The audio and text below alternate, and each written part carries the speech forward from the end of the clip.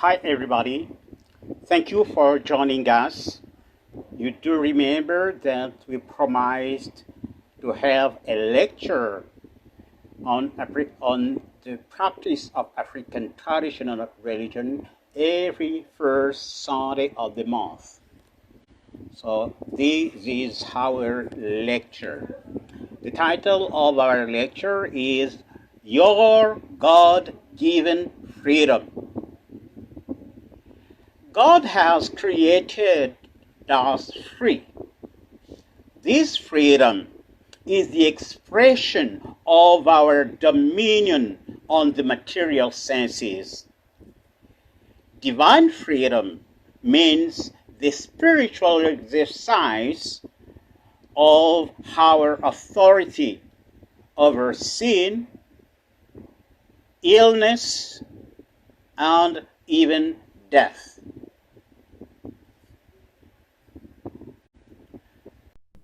Welcome to the channel Zilalowa of Dr. Yaluka. To begin, please subscribe and tick the notification bell in order not to miss our videos. Thank you for joining. To begin, we will first proceed to the usual introductions. That is, the presentation of the lecture, the speaker that I am, and the presentation of our academy in Zilalowa. We will then scientifically establish the notion of the divine freedom thanks to natural systematic theology. For these latter constitute the strong point and particularity of the African traditional religion as an exact science. Finally, the development of the theme of the day will follow. I'm Dr. Katezwa Lubanjadol Yaluka. I'm a theologian. I hold a PhD honor from Trinity Graduate School of Apologetics and Theology from India. As a theologian, I specialize in apologetics as the defense of African traditional spirituality and epistemology. And this led me to found Zilalowa as a modern academy of African traditional spirituality. Now, Zilalowa comprises two branches. The first branch is an academic branch called Institut des Sciences Animiques. And the second branch is an initiatory branch called also Zilalowa. So within the frame of the Institut des Sciences Animiques, which is the academic branch, we have authored 35 articles, scientific papers, and 15 books that are available at Amazon.com. I told you that Zilalowa comprises also an initiatory branch called also Zilalowa. We initiate people to the practice, to the divine practice of African traditional religion. Because there are two kinds of practices of African traditional religion: the divine practice and the human practice. Both are different. Zilalowa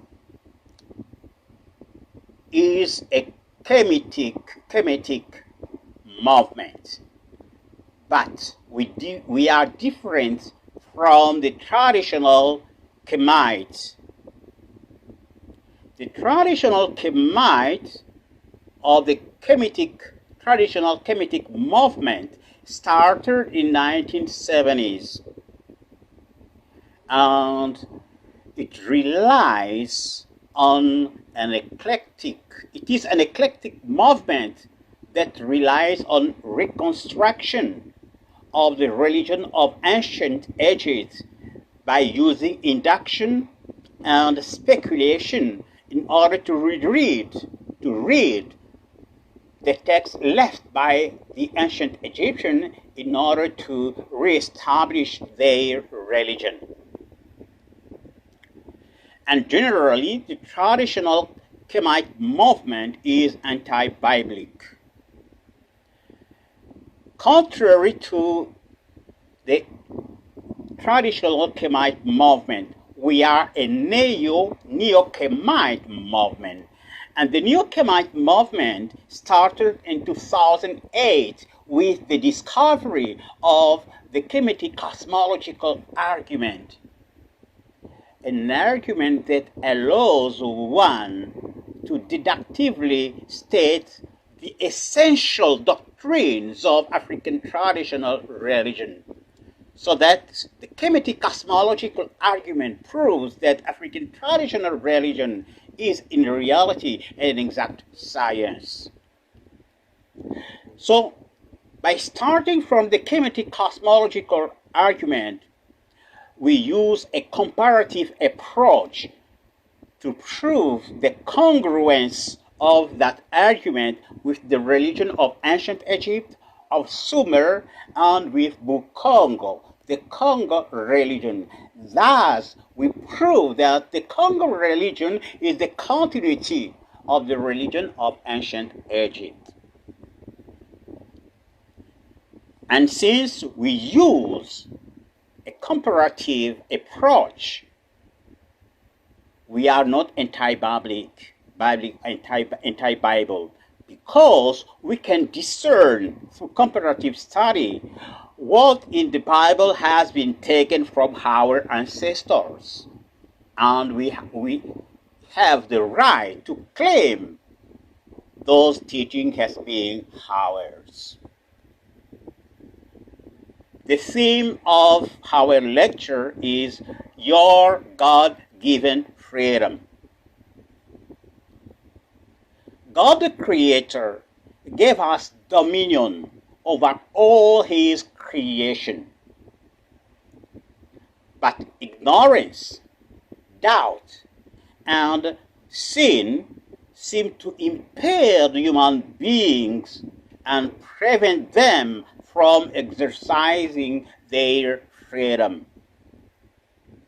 However, thanks to the Logos, which is the manifestation of the fullness of God in human being, each one of us can begin to find his God-given freedom.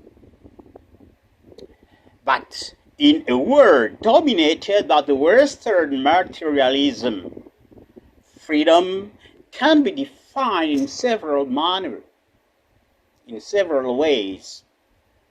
Thus, we will capitalize on the Kemitic cosmological argument in order to provide you with a scientific definition of freedom according to the divine practice of African traditional religion. What is a cosmological argument? The use of the cosmological argument started since year 1600 with Plato. He was the first in the known history of humanity. He was the first to use that argument in order to demonstrate the existence of God. So the cosmological argument starts from the existence of the cosmos in order to demonstrate the existence of God. But as used in Western philosophy and theology, this argument is always a failure. This means that Western paradigm arrived to demonstrate the existence of a creator, but it cannot prove that that creator is the Most High God, as they wrongly assume. So they cannot prove the existence of the Most High God. They stop there up to now. But God blessed us and enables us to find another approach, which is the Kemetic cosmological argument. This argument, as I said before, extends to all the essential doctrines of African traditional religion. So I can summarily introduce this argument this way. I'm an individual being. You are also individual beings. Therefore, this temporal universe in which we live has an individuality. It is an individual entity. And because it is an individual entity, it must be the work of an individual cause. Now, the individual nature of this cause implies the existence of other similar causes. They might not yet have created the universe. That is not very important, but they exist. So we have potential creators and effective creators. Now here I take an hypothesis. The hypothesis is that every creation exists in its creator. With this hypothesis in mind, there is an entity which includes all the potential and effective creator. Therefore, this entity is the greatest possible being, because any being, any creation you will imagine will be in its creator, and the creator will be in this being. So this being is the greatest one, therefore it is the Most High God. Thus, we arrive to the conclusion that God must be immutable and indivisible. If God were not indivisible and immutable, then there might be a principle of his divisibility and immutability. Therefore, that principle must be greater than God, greater than the greatest possible being, which is impossible. Therefore, God is absolutely immutable and indivisible. This leads us to another attribute of God, his transcendence. We know by the transcendence of God that he is above everything. But when African people refers to the transcendence of God, they mean that God doesn't know evil.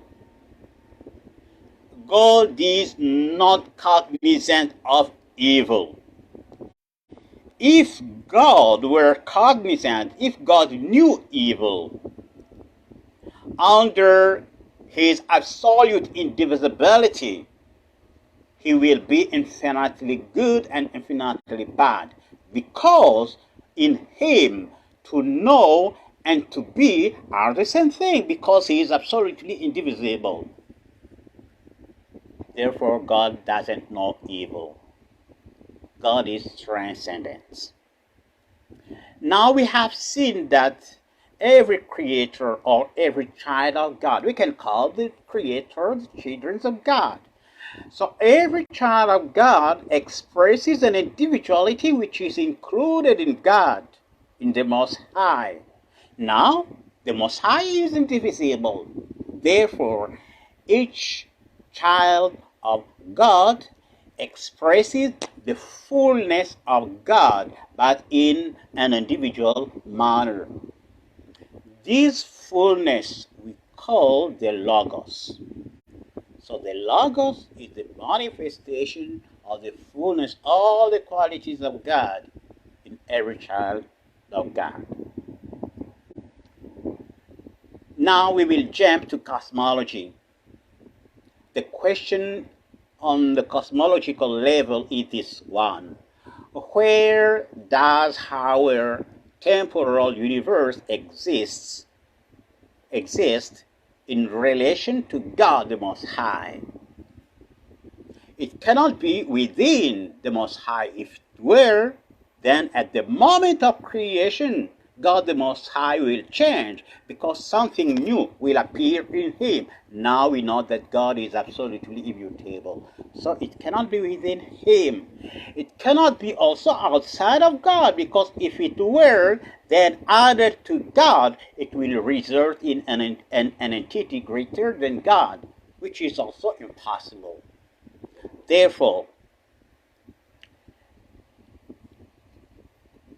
the temporal universe doesn't exist in God.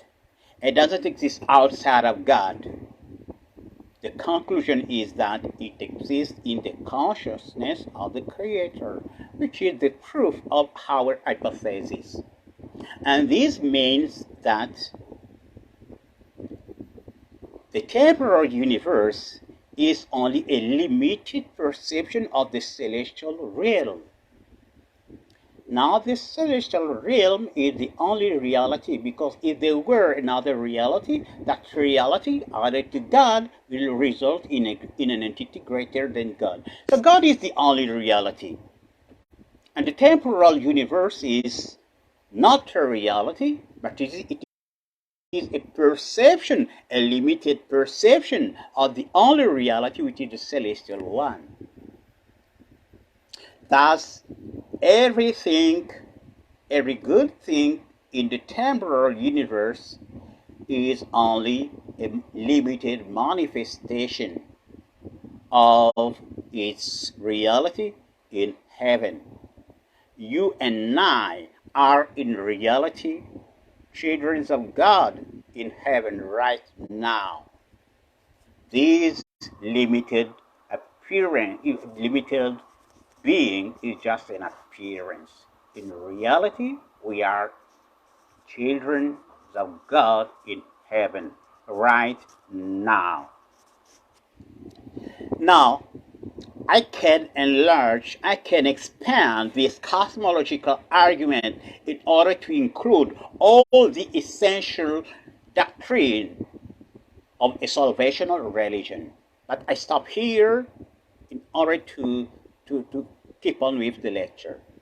Now, notice that the Kemetic cosmological argument is a deduction from two premises that are the existence of individuality and the law of causality. Now, in a deduction, the conclusion cannot not be true when the premises are. That means true premises in a deduction leads automatically to a true conclusion. That's why we say that the Kemetic cosmological argument is an exact science, because it is a set of deductive and coherent truths. And this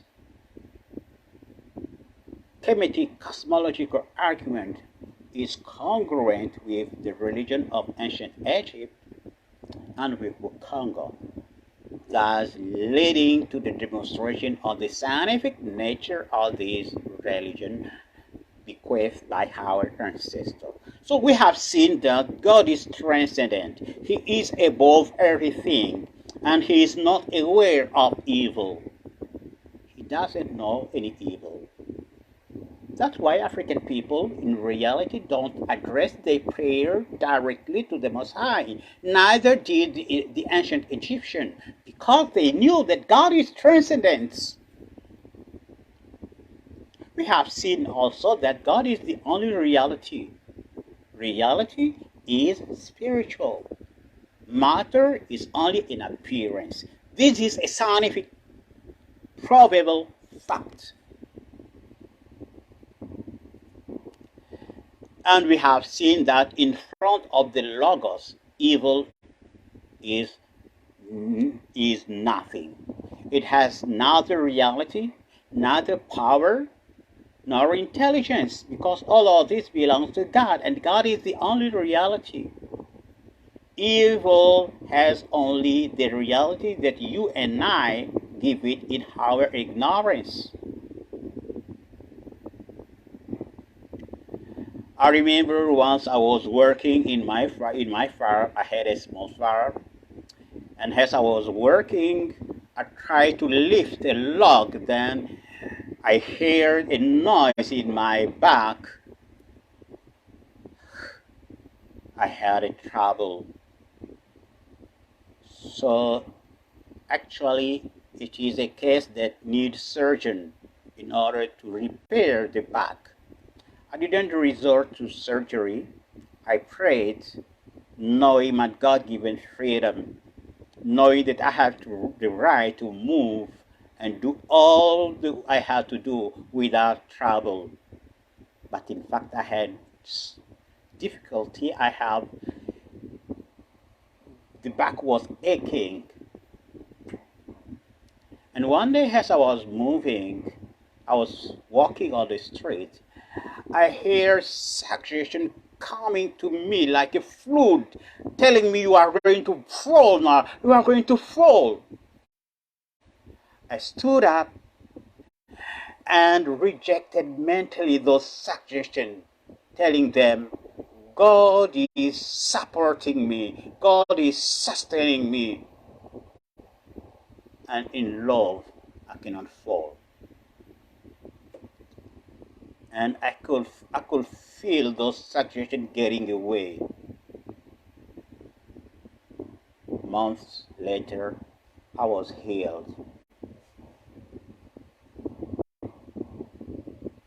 Though I still had some pain, but today I've been completely healed, like as someone has done the surgery on my back.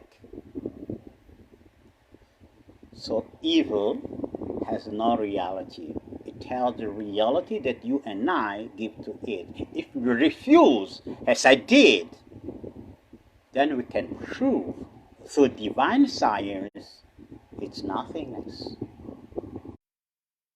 And in a practical manner, by healing disease.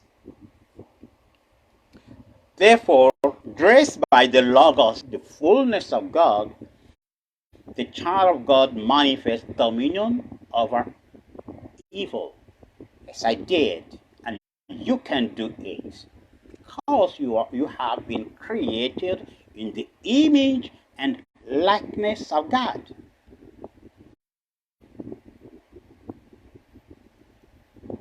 And speaking of the image and likeness of God, it means that you are created with all the qualities of God taken infinitely. You are made of infinite intelligence, infinite beauty, infinite strength, infinite love, and all the qualities of God are infinitely. That is your true nature. What seems to be bones in you are actually spiritual ideas. You may not know what ideas they stand for, but they are ideas, they are qualities. That's the essential point. The heart stands for love, but I don't have to know exactly what quality each organ stands for, because we know that the visible is just an appearance of the invisible. So what seems to be organs of your body are in reality spiritual qualities that you express. And by understanding this, it enables you to improve your identity as a child of God. So I said that the temporal order is in its ideal nature the manifestation of the celestial order. Hence, each one of us is actually the manifestation of his true nature in heaven right now. In heaven, you are a child of God in heaven. Each one of us actually has power to dominate over sin, illness, and death. It may astound you when I say that you are right now a child of God in heaven. And what about my presence here? This is a dream in which we are, and we are in this dream in order to awake. Because in reality, we are in heaven right now. Our aim is to awake from this dream of mortal existence. This knowledge that God gave to you and me, freedom, that is authority over sin, sickness, and death, was known and taught by the Congo people through the myth of Mahungu. That myth says that Mahungu was a divine human being. He had dominion over all the earth because he was endowed with the Logos, the fullness of God. Now the Logos in the celestial level is called in Bukongo Pinanja, or the power that governs the universe.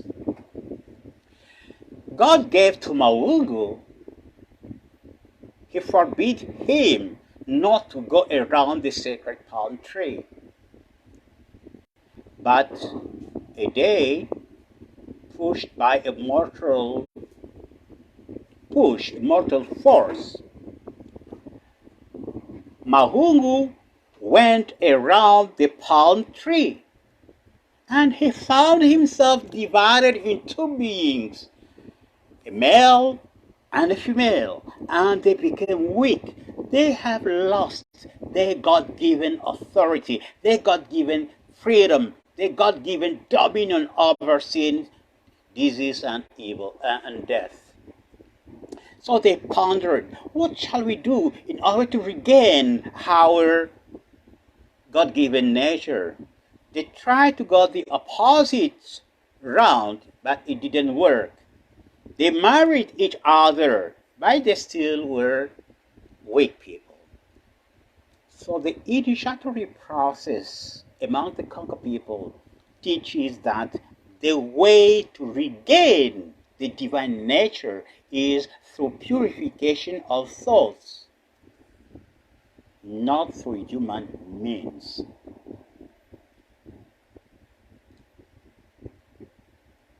When I mention that we have to regain our God-given nature through the purification of thoughts, through obedience to God's law, people tells me, oh, but there is no God's law in African traditional religion. I said, no, you're wrong. In fact, there are two kinds of practices of African tradition. And we better know this because our ancestor knew that it is not good to impose the need of a progressive purification of thought to everybody. That was reserved for the elite. So you have two practices, the divine and the human. In the divine practice, man aims to regain his divine nature as a child of God through the purification of thought, and thanks to the presence of the Logos in him. In the divine practice, man practices healing, spiritual healing through purification of thoughts.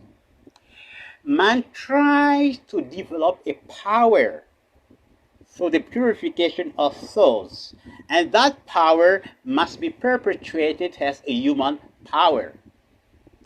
And the fourth thing is that the initiate of the divine practice fight witchcraft through the means of love.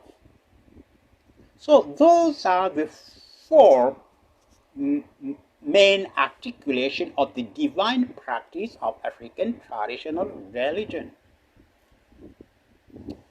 As for the human practice, which is the practice of the majority, it is the use of the power originally acquired in the divine and the use of it in the human in order to organize, protect, and elevate civilization. In the divine practice, the initiates use the ancestors of water that are called in Kikongo Bakulu Bamaza, while in the human practice, the initiates use the Bakulu Banteke, the ancestors of nature. So it's not the same. What we see generally is the human practice of African traditional religion, be it Santeria, Kingunza, Witi, be it Ifa, and so on. Those are human practice of African traditional religion. Now, by human practice, we don't mean inferior practice. No. The divine and the human must work in synergy in order to develop society. So they were together. So the notion of the commandment was present in African traditional religion. In Bukongo, the commandments of God were called Kongo, like the name of the nation. If they were brought by the white people will not tolerate the black people to call the commandments of God Congo. That will imply a certain superiority of the black people. Another thing, the semantic of the word sumu shows that it is grounded in the Congo language. The word for sin is sumu. Sumu comes from suma, which means to plant. And the inverse is sumuna, which is to uproot. And when a plant is uprooted, it is condemned to die. And the fact of being uprooted is called sumuka. Now, sumuka means to commit a sin. So you have a doctrine here that sin leads to death. The last point. The golden rule was known by the Congo people. In the Bible, the golden rule says, love your neighbor as yourself. But the Congo people used to say, love your neighbor as your own body. So the commandments of God were known. One instance of the divine practice of African traditional religion is the Egyptian Book of the Dead. So in that book you have also a divine practice because the initiate claims the right to be an Osiris, a child of God, on the ground that he has lived a life of purity. So remember, we have the divine practice and the human practice. God gave to you and me dominion over all the earth. And we have to regain that dominion through the purification of our thoughts. Let me recount to you here the story of an eagle. A farmer saw an egg which he identified as being the egg of an eagle. So he put that egg among the eggs of his hen. And when the eggs were hatched, the eagle came out with the chicks And the eagle believed himself to be a chicken. He grew up with the chickens, behaving like a chicken. And when you saw him, he will fall back like a chicken. The farmer did his best for the eagle to understand that he is not a chicken, but to no avail. Fear, doubt, ignorance was impeding the eagle to exercise his freedom. So one day the farmer took the eagle and went very far in the forest and threw him upward. The eagle looked back. He didn't see his usual folk, the other chickens. He understood that he wasn't a chicken, and he went out. So remember, don't let fear, doubt, and ignorance keep you from exercising your God-given freedom, your authority over sin, sickness, and death. You exercise your authority over sin by understanding that sin has no power to do you good. By the time you understand this, you are above sin. I know that one day someone came in my practice because I'm a spiritual healer, and he told me such story. He was guardian in a factory. Now, the workers in the factory have stolen things, and they came at the entrance to the guardians and they told them, "You keep a part and let us go out." And they did. And as the worker went afar, they were arrested by the police. So the workers and the guardian were in the same bag. So the guy was very afraid. He told me the whole story, and he concluded by saying, "I came here that you may pray so that I won't go in jail." I told him, "I'm going to pray in order for you to not lose your job." He told me, "You didn't understand the problem." He started it all over again. I said, "I didn't understand your problem." And I asked him two questions. The first question I asked him, "Do you know that what you did is evil?" He said, "Yes, of course, I do know." And then I asked him again, "Now, in front of God, not me, because I'm a human being like you, but in front of God, do you promise to God not to do that evil anymore? Because that evil cannot do you good." He said, "Of course, I do promise, because see now in what situation am I?"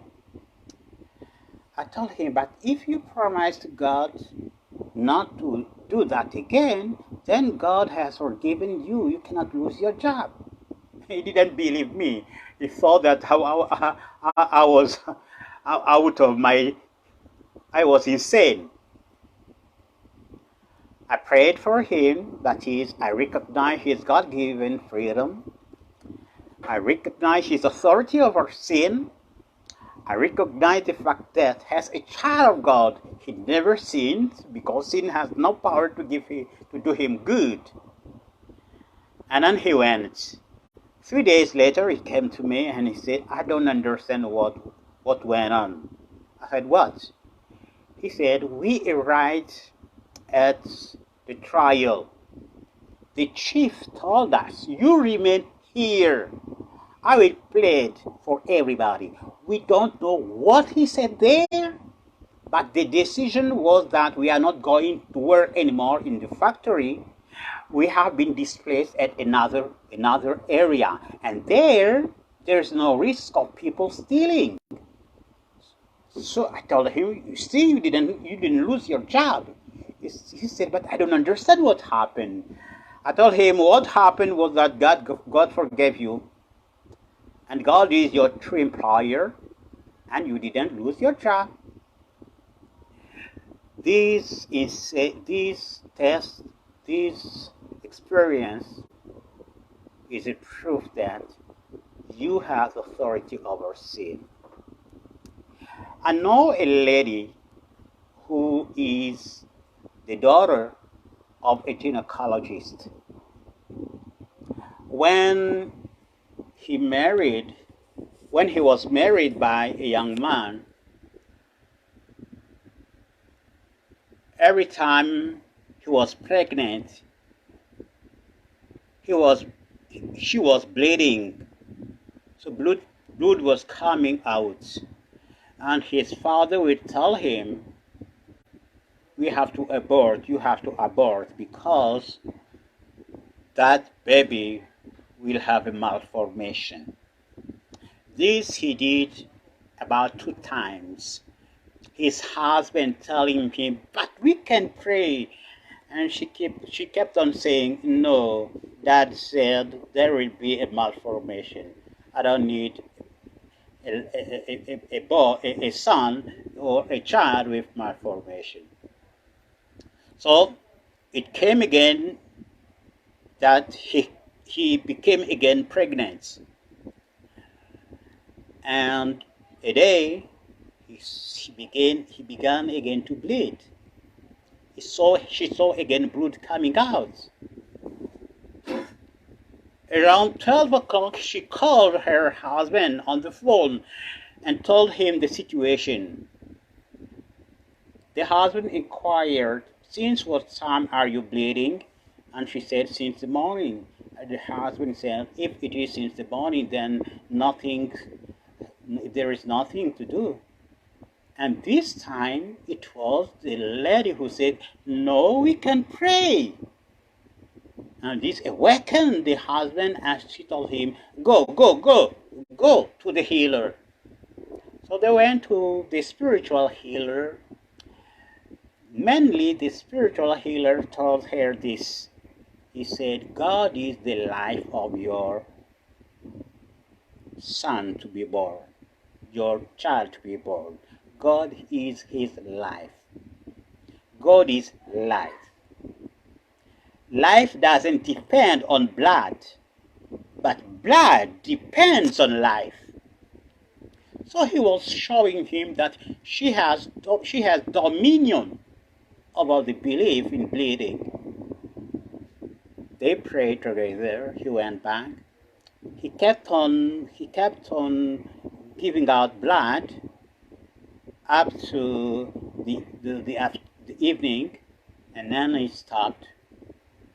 At the moment of my talking, the child is a young man who has finished his studies and ready to found a family of his own. In conclusion, God has created human beings, you and I, in his image and in his likeness. And he gave us dominion over all evil. This dominion is our God-given freedom. This freedom is a gift of the grace of God. Freedom is therefore our authority over sin, over disease, and even over death. You can and you must exercise this God-given freedom to the extent that you claim and live your nature as a child of God and Osiris. Thank you so much.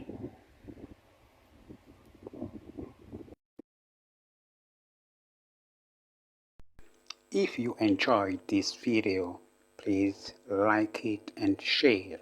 More on this subject can be found on my books available at Amazon.